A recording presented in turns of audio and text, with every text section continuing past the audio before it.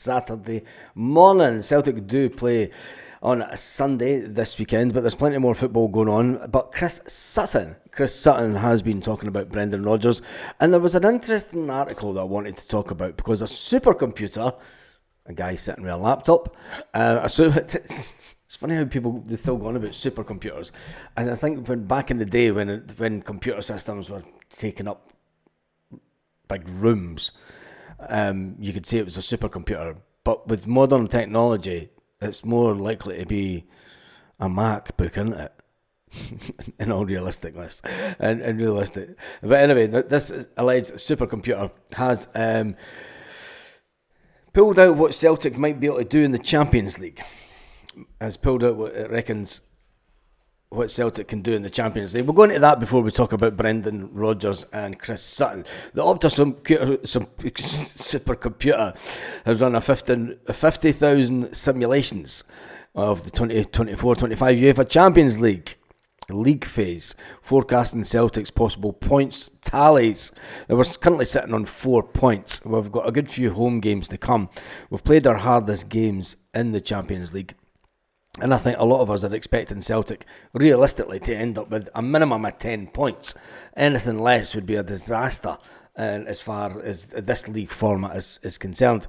10 points would still mean that Celtic would have a fighting chance to stay in the middle section of the Champions League group that they're at. But based on the simulations, this says the most likely outcome sees Celtic finishing 11th with 11 points. With a 17.6% chance of that happening. If Celtic reach that total, it would be a solid position to secure qualification. I think it's going to be a minimum of 10 points that we're going to need, but we'll see. However, the computer model shows potential outcomes. There is the 12.8% chance that the Hoops will finish in 10 points, and a 12-point probability they'll finish with 8 points. It's really a nothing story, is it? Currently sitting on 4 points. Yeah, we know that. The hard-fought draw against Atalanta. Anything's possible. I think that Celtic will still want to win the home games and then maybe try and sneak another point away from home. Who knows? But anyway, that takes us on nicely. It does take us on nicely to the article this morning from Chris Sutton. Chris Sutton speaks about the fact that there was a lot of nonsense. Brendan Rodgers had to deal with some considerable nonsense in the media after the Dortmund game, saying that he wouldn't do this and he wouldn't do that, and he wasn't pragmatic enough, and Brendan Rodgers had a little dig about that in his press conference after the game. But Chris Sutton says Celtic have still got a big challenge. He said, look, the draw was brilliant. It was brilliant getting that draw and having a clean sheet, the first clean sheet since 2017 in the Champions League. But Rodgers returns with a clear target of making progress, and he did say that at the beginning of the season. He did say that back in the summer. He said, look, we've got an idea that we know that we need to progress as far as Celtic are concerned, and Brendan Rodgers' success this season in the Champions League is to make sure that we finish in that pot between 9th position and 24th position, finishing in that pot and getting those 2 extra games. Anything after that would be a complete bonus, but Brendan Rodgers and everyone at Celtic sees success in their eyes and progress, ultimately progress. I mean, I think progress is getting more than 4 points, because it's been a number of points that we've struggled to get over the past couple of seasons. And you're going to say, look, it's a new format, blah, blah, blah, blah. But I think ultimately anything more than 4 points has been a success on previous seasons. It's shown that we're having little increments of getting better in that league. And if we can do what Brendan Rodgers and the backroom staff want us to do, is to finish in that middle pot, which is more than achievable, even though we're sitting 4 points, we're sitting 4 positions off dropping out of the middle pot, but we've got some good games coming up that should see Celtic picking up more points and hopefully cement our place to get in those 2 extra games.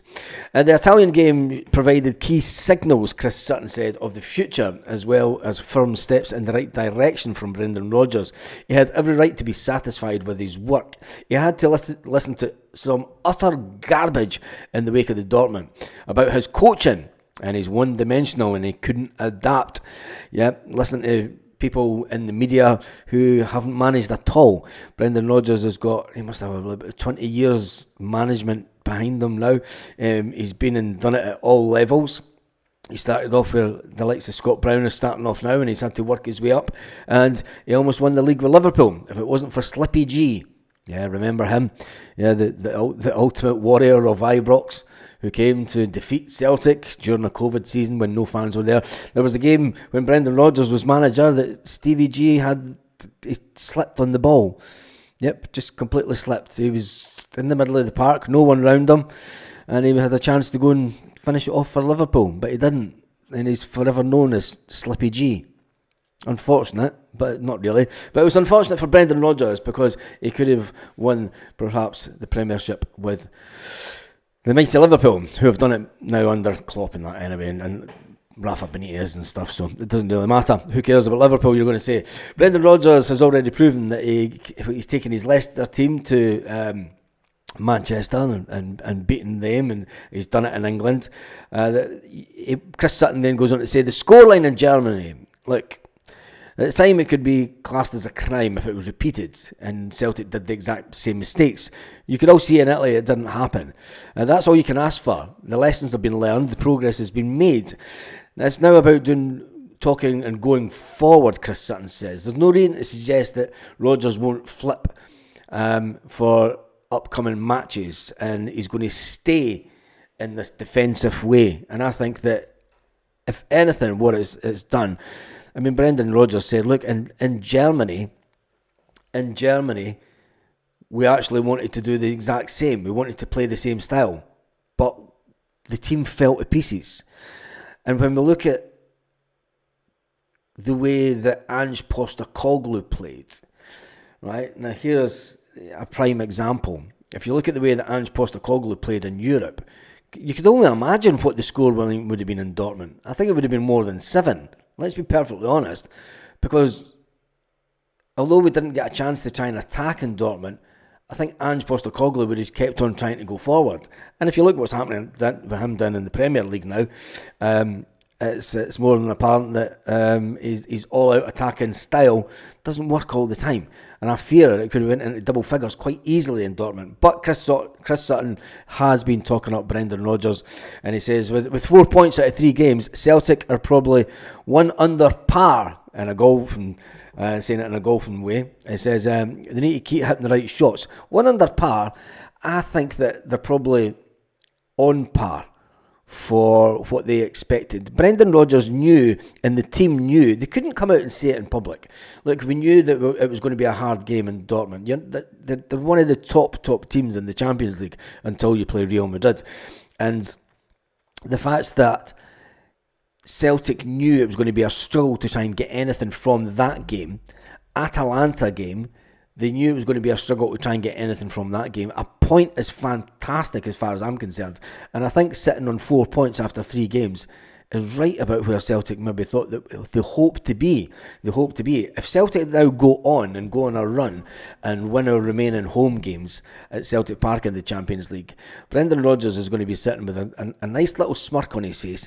And a lot of fans that didn't want him to come back and that have been saying he'll be judged in Europe will be hopefully sitting at the end of this season saying, shit, he's beating us. And I think that's one of the motivating factors that keeps the manager on his toes and his continuous learning. But Chris Sutton goes on to say, look, when you look at the adaptations that were obvious for the game in Italy, you only need to look at the selection of Adam Ida up front. Just as in Dortmund, the question was, can Celtic press more? When you look at the way that Adam Ida had to play, pressing against a big defender, I've spoken about it and I said there's absolutely no way Kyogo would have lasted 70 minutes up against that big defender. I mean, Adam Ida did quite well, and then Brendan Rodgers had a game plan and he stuck to it. By picking Adam Ida, Chris Sutton said, I suggest that he didn't, unlike Germany, think that they could pass their way man for man through Atalanta. So he adapted to suit the game.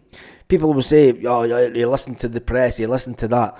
I think that as any manager, they do change tactics, and we see it week in, week out in Scottish football. You see teams that maybe don't sit back against the likes of St Mirren, St Johnstone, Hibs, for instance. They don't sit back against other teams, they have a go. But when they come to Celtic Park, they adapt to go 5 at the back and they go a more defensive way. When other teams do it in Scotland, that's not a big issue. But because it's Brendan Rodgers and the media have this consistent thing about trying to hit us down, trying to knock us off the perch, trying to make it, trying to, for definite, you cannot praise Celtic by any means in Scotland in the media. And it's just unthinkable to try and praise Celtic for getting a point in the Champions League. But when you look at it, there's a team on the other side of Glasgow that got praised for getting a draw against Celtic, and the manager even come out and says they won the Moral Cup. Absolute nonsense. But anyway, Chris Sutton then goes on to say Kasper Schmeichel's ability to go over bodies was fantastic on the night. Kyogo Furiashi was used perfectly towards the end of the game, albeit in a fashion that was a little more subtle than what was used to. I can't think of a game where he saw Alistair Johnston defend as much with such caution in terms of his position. The Canadian hardly made any breaking runs like he usually does in games, and he was quite right to stay in his position. And Alex Valley was the exact same. He says, when you stay that close to Liam Scales on the left-hand side, and Austin Trusty was absolutely perfect also, it was a pleasant surprise. It was a pleasant surprise to see Celtic playing so well and so compact, says the one and only big man Chris Sutton. The defensive display didn't just see the Dortmund memories fade. The midfield discipline by Arnie Engels, Callum McGregor and Rio Hatate to be nice and compact during the game was a resilience and bonus as far as he's concerned. Schmeichel just oozes calmness. He didn't look flashy with his saves. He just got on with the job.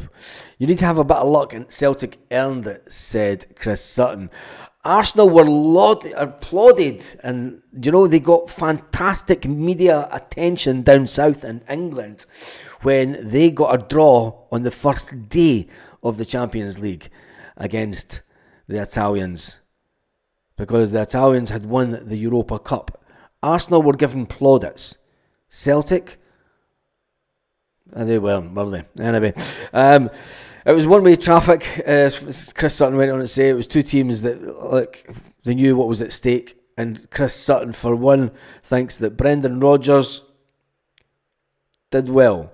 But you have upcoming games against Bruges, Young Boys at home, and Zagreb and Aston Villa away. That adaptation will need to come into focus again throughout those games. But as for this weekend, it's Motherwell away. Yes, Motherwell away. And before we start talking about Motherwell away again, we jump into the comment section and to see who is online this early Saturday morning, and see what your opinions are. Paul Bear's first in. I can only imagine what Paul Bear's comments are going to say, because Paul's never been a fan of Brendan and didn't think he should be back. So I'm going to look forward to reading your comments, Paul. Jim says, morning everyone. Tam Max says, morning. Will says, hail, hail boys. Big Des says, morning Baz and troops. Hail, hail from Brecon says, Rod. T1 says, morning. Carly says, hail, hail all my peoples. Carly, no crazy talk this morning, please. It's Saturday. Alex Dodd says, hail, hail Celtic fans all over the world. I'm confident we are qualifying out of this league, says T1. I think as long as we get the extra 2 games, anything above that is, as far as I'm concerned, the target this season, the minimum target for Celtic is to just stay in the mid-table group and not get put out of the Champions League at the first attempt, which is generally what's happened before. Now, with the new format, has given Celtic a fantastic platform. It's given every team the exact same platform to try and have a go at. And when you look at some of the scorelines that there has been in Europe, and when you look at some of the teams that are down the bottom of that Champions League, the ones that are going to be eliminated after this league phase, Celtic are in a good place. and they should be given plaudits for it, but they're not. Anyway, T1 is confident that we'll get out of this league and play the next 2 games. Andrew says, hail to everyone. Big game tomorrow. It's going to be tough there, as always. Martin K says, morning Baz. T1 says, no wonder we lost 7-1. And Dortmund game is over. Move on, says Carly. Yep, the game even, Carly. Can ye? Morning all says, Diane, Engels needs a rest. Does he need a rest? He's only 20-year-old, isn't he? Does he need a rest? You tend to find that the younger players can go a bit longer, but then that's maybe what the problem was with Kieran Tierney with his time at Celtic. So should he get a rest this weekend? And would you bring in Luke McCowan in his place? Grabboy says, good morning, Baz and Celtic family. Chucked it in straight away since he arrived, says Arnie Engels. Well, that's when you pay £11 million for a player in Scotland, you're not given the time that he may have been at another club. Could you just imagine if Celtic had sold Matt O'Reilly to the Italians? And they'd be. You can guarantee that Matt O'Reilly would have been edged in to games rather than thrown right in at the deep end. And it's the exact same when Atletico Madrid wanted Matt O'Reilly. Atletico Madrid went out that they wanted Matt O'Reilly for 18 million. They also bought another young guy at 18-year-old that window, and they paid 20 million for him. Now, they seen both players as the future of the club. They weren't going to come straight in and walk straight into the first team. They were going to be on the bench. So Arnie Engels coming in at £11 million has got a lot of weight on his shoulders. He's got this big price tag on his shoulders, and he's got a lot of people in Scotland expecting big things from him because of the price tag. That's the only reason that there's a lot of pressure on Arnie Engels, is because of the price tag on his head. Now, it is what it is that Celtic paid for him, but we have to remember he's only 20-year-old, and he's a fantastic... I mean, can you call Arnie Engels a prospect at £11 million? It's an expensive prospect, but when you take away the... Say we never knew what Arnie Engels was bought for. Say it was kept secret, and no one knew how much we paid for Arnie Engels. Would you put as much pressure on the player? Would you have as much praise for him, or would a lot of people be having a dig at his quality? That's an interesting one. It's an interesting thing to think about, because I think sometimes when we do have players that come in on a big price tag, the pressure is on the player because of the price tag, not because of the quality of the player or what he can do. Anyway, Engels needs a rest, says T1. Grabboy says, good morning, Baz and Celtic family.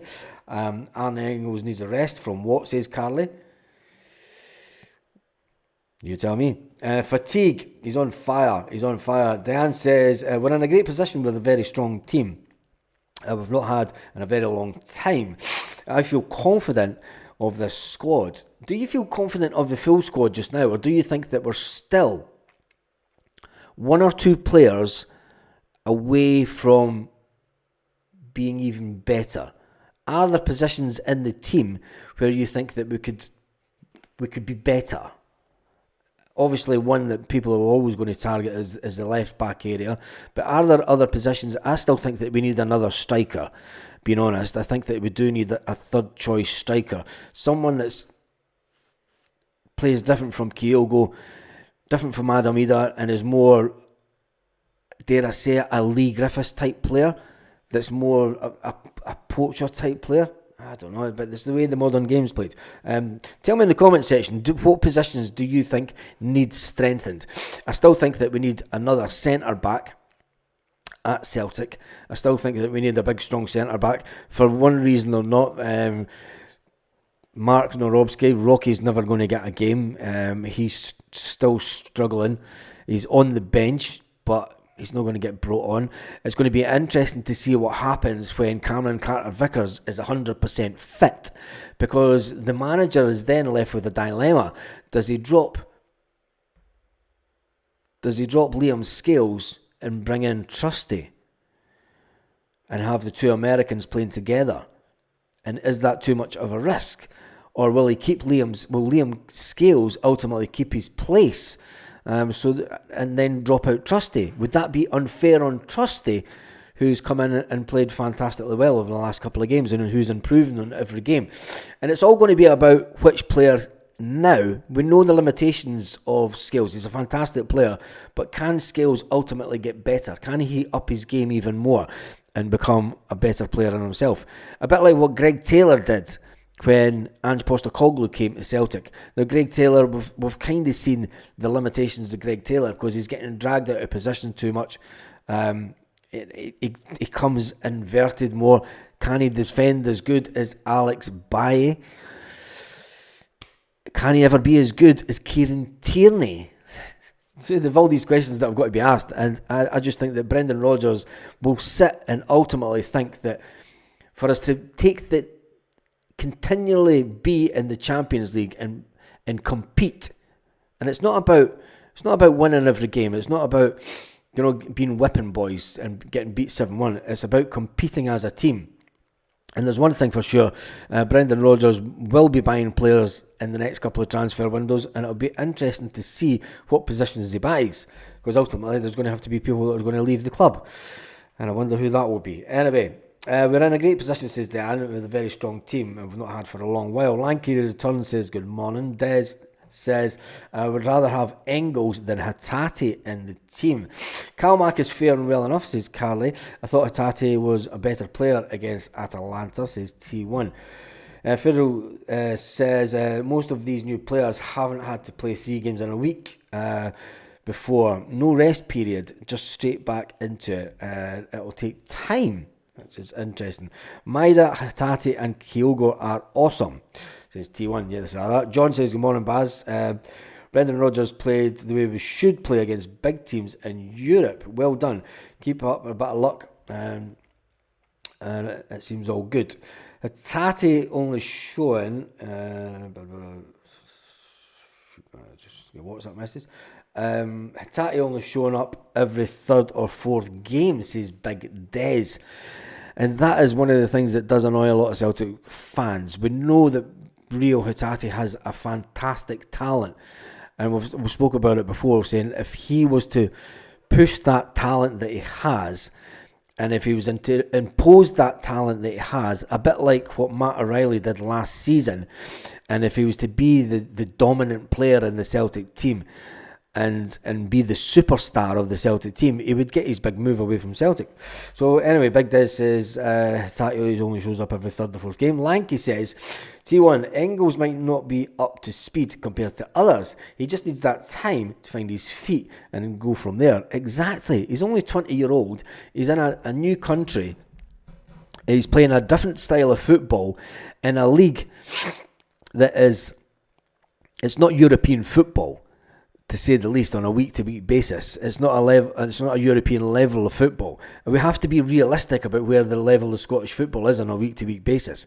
And Brendan Rodgers spoke about it. You can play Scottish football, which is a fantastic league, and there's some fantastic players in the league. But when you go to Champions League level, and even when you go to play in Germany, when you go to play in Germany, you're playing a completely different level of football. You're playing a different style of football, and stadiums that are making a lot more noise on a weekly basis. Anyway, move on from that. And Kuhn looks like he's going to be a superstar, says T1. Yeah, he's needing time to settle in as Arnie Engels and learn the Scottish lingo. He speaks perfectly good English, so I don't think he needs to learn the Scottish lingo. Carly says, good morning. Hope that you're all well. Brendan hasn't beaten us yet, Baz, says Paul Baird. He hasn't beaten us yet. He's not beaten us, Paul, but I think that he's doing better than a lot of people expected. A lot of people were really negative going into the Champions League, especially after last year and the debacle that was last year's Champions League.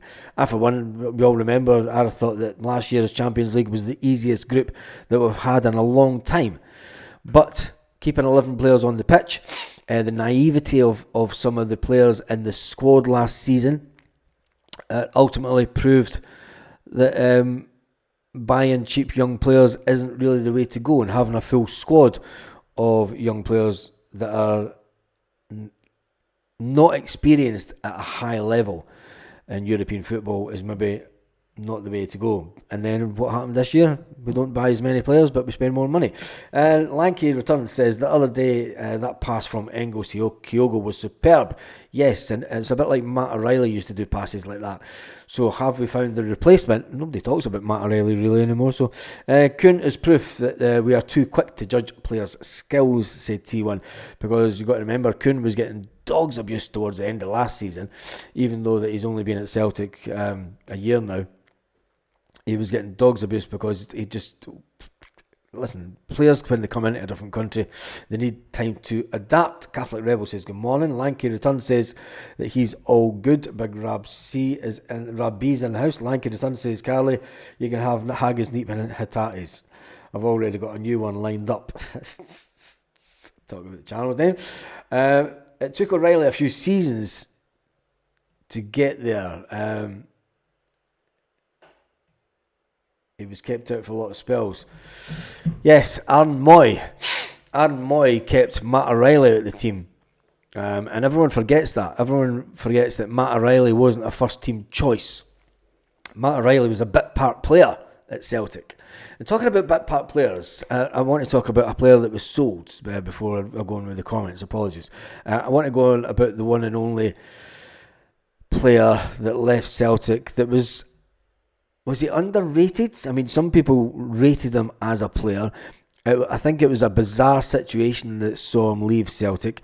Ultimately, the player turned around to Brendan Rodgers and said, what are the chances of me playing every game? And Brendan Rodgers said, I can't guarantee that. I can't guarantee how much football you'll play this season.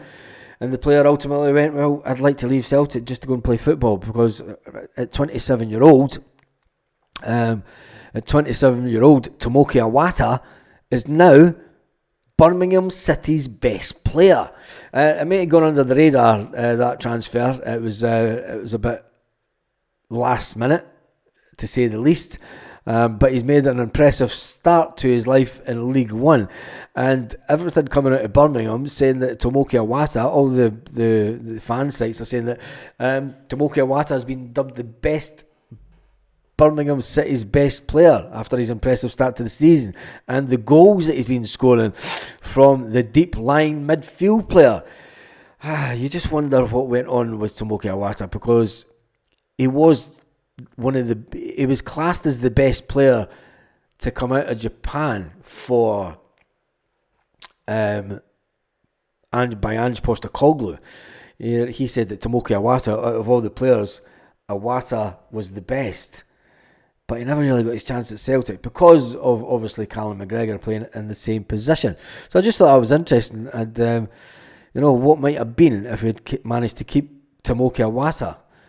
But anyway, Birmingham City have got him now. And the 27-year-old who struggled for time at Celtic, just playing 24 games in all competitions, with 11 of those coming as starts. He seems to be doing fine down there, which is good. Anyway, let's get back into the comments section and see what people are saying. English doesn't count when they're in Scotland, but it doesn't, does it? Carly says she's long. Going to jump to Ray Williams says, James, he says, I thought Paulo Bernardo was very good when he came on, and Kyogo carried a threat, very light. That's the drawback. Trusty was great and helped by the other back three. There we go. Ray Williams also says, we're all too quick to judge.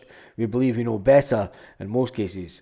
I'm glad that I don't think that I know better than Brendan Rodgers, and Brendan Rodgers is the man that's paid. It's fine for us to sit here and talk about what we think should happen in games, but ultimately none of us have got the football managerial experience that Brendan Rodgers has. Big Des says Arnie Engels' distribution is class.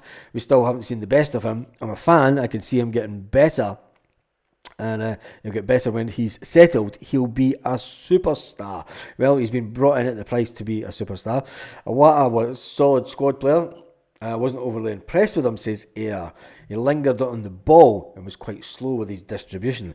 I'm hearing that Welsh has asked to leave to get more game time, with Taylor still not signing a new deal, and Forrest's time coming to an end. How do we replace those Scottish players within the team, says Big Rabin Niz. I've not heard anything about Welsh wanting to leave to get game time. I think Welsh is a player. He's just signed a 5-year deal last summer. So it's going to be, why would he want to leave to get more game time? Because that generally means that if he's not happy at the club, why would you sign such a lengthy contract at Celtic? So I'm not going to comment on it because I've never heard anything about it. So it's all speculation because players aren't getting played. But I understand what you're saying when it comes to if Welsh was to leave, if James Forrest hangs up his boots and takes on a more coaching role within Celtic, and then if Greg Taylor leaves the club, as I expect, I think Greg Taylor will be sold in the next transfer window.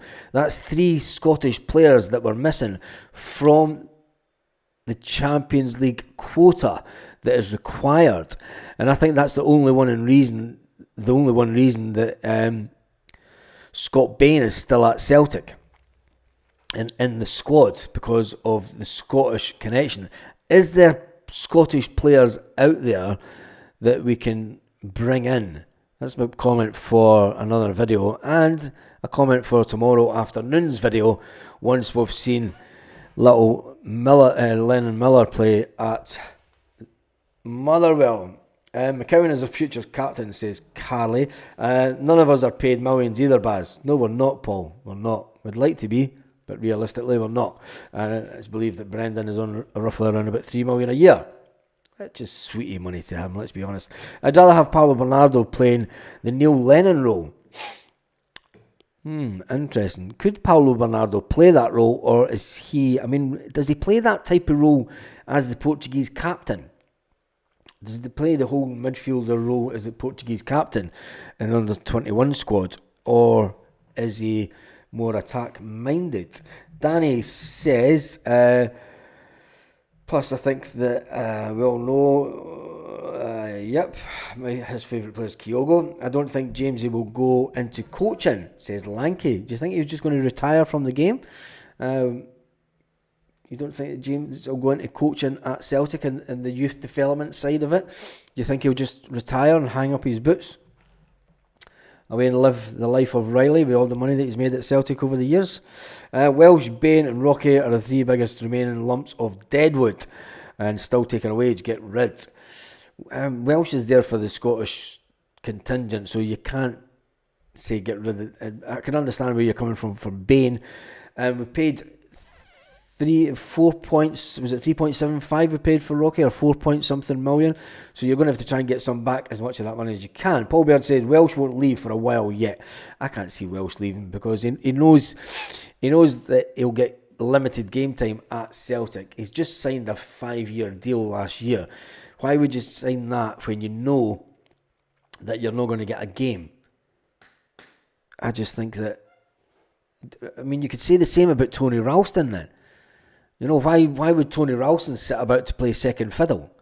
They're at their boy. See, this is where Celtic fans, we always do this to Scottish players. We always, it's just pure speculation as far as I'm concerned. We always think the worst of a situation with the Scottish-based players. They're at their you're giving plaudits, right? You're giving plaudits, and everyone's saying that Luke McCowan is living the dream as a Celtic fan. It wasn't Tony Ralston, isn't Welsh. They've been at Celtic since they were a kid. Aren't they living the dream? It's funny that we're putting out that there's all this positivity about Luke, and he's 26-year-old, and he's came to Celtic and he's living the dream. He's a Celtic fan, and he, but he's just came into Celtic. He didn't come through the system. Tony Ralston, Welsh, they're Celtic. They're like me and you. Do you know what I mean? They're the same cloth as Callum McGregor, James Forrest. They came through the Celtic. They love the club. I just think it's interesting that we're trying to chase Welsh out the door, or people are trying to say that Welsh wants to leave. if he wanted to leave, he wouldn't have signed the 5-year contract. He would have just ran out his contract and left and got more money down south. I don't know. I mean, it's just something to think about. I can see Tierney coming back, says T1. No, don't talk about that. Dan Cassie, are you Scott Bain? Ralston is loyal, backup lol. Kitchener's like Paddy's Market, can he face it? Lanky Return says, there's a Scottish striker in Tommy Conway. He's a good striker that would do well for us. We've got a striker out on loan that's doing fantastically well in Ireland. And Celtic aren't even keeping in touch with him. So there you go. Welsh has never been good enough. I don't believe in holding on to players on misty-eyed sentiment. Interesting. I've seen Conway, he has great movement, says T1. Danny says, plus I think Big Tony is good as well. Let's get into this mob tomorrow. And Lanky Return says he's a brilliant player in his opinion. So we have been speaking about Brendan Rodgers first thing, and Tawoki Awata. And Celtic FC training gallery is up and on the website for the Motherwell game. And they just put that up this morning. It says, following the UEFA Champions League trip to Italy and a sterling 0-0 draw with the Serie A side Atalanta, Celts are back at Lennoxtown on Friday for preparation for Sunday's trip to Fir Park. 5th place Motherwell await the champions with the Hoops intent of maintaining their top of the table status. Here are some of the images for the training ground, and it's got the one and only Rio Hatate wrapped up. Must be freezing. He's got his gloves on and hat and everything already. And then it's got Trusty and Callum McGregor doing some stretches. It's got Kasper Schmeichel. People are saying that Kasper Schmeichel's carrying too much around his gut. I don't think so. And then it's got Adam Ida, Alex Baye, and Arnie Engels with his little curly haircut. And Liam Scales with his wavy blonde Irish locks of hair. Then up is Rio Hatate smiling. Rio Hatate smiling. That's not something that you see very often, is it? Rio Hatate with a laugh on his face, with his arm interlocked with Dyson Maida. And there's another picture of Rio Hatate smiling. What are Celtic playing at? It's another picture of Rio Hatate smiling. You need to go into the Celtic site and see this. People will be screenshotting that and said, what's Rio Hatate had for his breakfast? He's actually smiling. There's a picture of Pablo Bernardo. Oh, big grumpy Cameron Carter-Vickers. He's looking very serious in that picture. Greg Taylor, back in training, running. I was thinking Greg Taylor needs a shave. It's just personal opinion. It looks like sometimes I think he needs a shave. But Greg Taylor, and all eyes will be on how long it takes Greg Taylor to get back into it. Luke McCown smiling. Greg Taylor with a little smile on his face. Jamesy Boy and the Scottish other players there. Another picture with Big Mr. Handsome. Yep, the one and only Kasper Schmeichel. And then one with Alex Baye and Cameron Carter-Vickers. And one with the defenders. The 4 defenders. Alex Baye, Trusty, Alistair Johnston having some kind of giggle, and Liam Scales. And there's another one of Rio Hatate smiling. What's with all the pictures of Rio Hatate smiling? What's Celtic playing at? And one with Brendan Rodgers looking a bit serious. Why so serious? And another, there's more pictures of. They've got an awful lot of pictures of Rio Hatate smiling on the Celtic site. I'll put the link up. You can go and have a look at it when you come off this video. But yeah, a lot of pictures of Rio Hatate smiling. Bizarre. What's going on? Maybe it's who knows. But anyway, that's us done and dusted for this morning. Thank you for watching the video. Thank you for everyone that's given the video a thumbs up. Thank you for getting to this late stage of the video. Let's jump back into some of the comments before we leave. If we need the Scottish contingent for Europe, try bringing in some youngsters. But that's not the plan. Says Lucky 15 Voodoo. We need to bring in youngsters through our own system. And that's the thing that's been missing out of Celtic the last couple of seasons. Great time to be alive for another Celtic weekend, says Colin. Must be win, says Grace. Hatate smiling because Ange is coming to town. When's Ange coming to town? I don't even know about that, but anyway, it's obviously because they play the Manky Mob, innit? Another day, Celtic put up a team photo, a picture. I noticed Ohm was in the photo. Ohm? My goodness, we've forgotten all about him, haven't we? That's another player that's getting a wage for Celtic. Where do you see? There's a question, Lanky. How do you see Odom Ohm getting into this team? Do you know? It seems that all the players that were bought 2 summers ago now, that Brendan Rodgers didn't see fit enough or good enough, just don't seem to be in the picture at all. Odom Ohm, there's a name for the past, isn't it? 5-0 tomorrow. James Sargent is in the house, and good morning for Sonny Mabel, whoever that is. T1 says, nah, Middlesbrough bought him. We couldn't play him now, Paul. I think tomorrow will be another hard game, like Ross County. I think so. Well, Paul Baird's go for 3-0 tomorrow. Hail from Saigon. Saigon. Remember that Paul Hardcastle song? Hail for Saigon is Ray. 4-0 tomorrow goes Lucky 15 Voodoo. Ray says he needs to be loaned out. I'm not sure who you're talking about. If you're talking about Welsh, if you're talking about Odom Ohm. Ohm will be away in January, says Lanky. Good morning from Vietnam. Good morning, Vietnam, Ray. Talking about the film. Rest in peace, Tommy Gallagher, Baz. Yes, rest in peace, Mr. Gallagher. It was a fantastic player for Celtic and bygone era. Cheers, Baz. Troops, have a cracker of a Saturday. Keep an eye out for a video around about full time today, because I might jump on and do a live just to see what's happened in the SPFL. And it's always good to see what happens with league positions with other teams. And just James McCarthy still at Celtic. No, I don't think he is. I think he's left Celtic, by all accounts. But anyway, have a fantastic day. We'll do a live after full time today just to see what's going on with the Scottish games and just to hear a bit of football chat, really. On that note, have a fantastic day, Celtic fans all